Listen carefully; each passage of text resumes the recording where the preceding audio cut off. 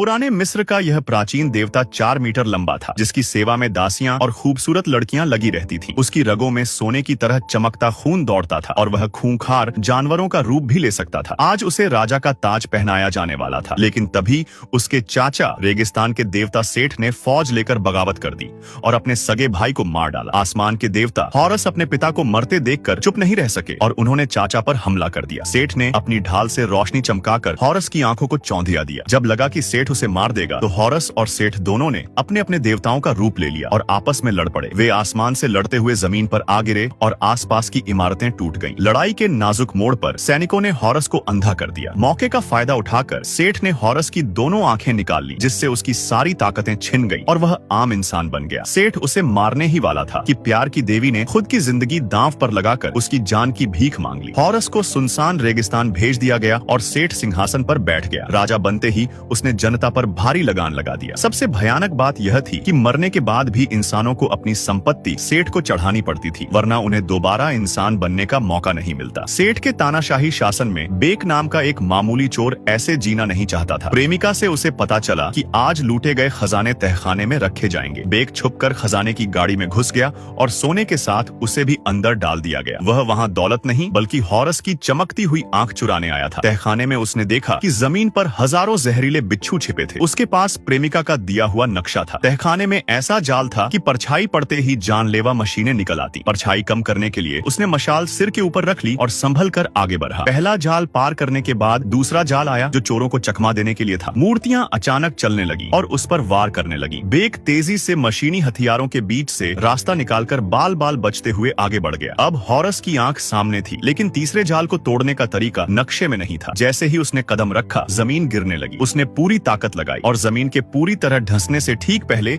छलांग लगाकर हॉरस की आंख पकड़ ली। देवता की आंख की रोशनी से सारे खौफनाक जीव भाग गए। महल से बाहर आकर उसे पता चला कि उनका प्लान अधिकारियों को पता चल गया है। उसने आंख उठाई, जिसकी रोशनी से सैनिक डरकर गिर पड़े और वह अपनी प्रेमिका को रथ में लेकर वहां से भाग निकला। लेकिन अगले ही पल एक तीर बेक की प्रेमिका के सीने के पार हो गया और उसने दम तोड़ दिया। सदमे में डूबा बेक हॉरस के पास गया और शर्त रखी कि आंख के बदले वह उसकी प्रेमिका को जिंदा कर दे। लेकिन मरे हुए को जिंदा करने की ताकत सिर्फ राजा के पास होती है और हॉरस की ताकत अभी आधी थी। प्रेमिका को जिंदा करने के लिए हॉरस को सेठ को मारकर सिंहासन वापस पाना होगा। फिलहाल हॉरस सिर्फ मौत के देवता अनुबिस को बुलाकर प्रेमिका की आत्मा को परलोक का रास्ता दिखा सका।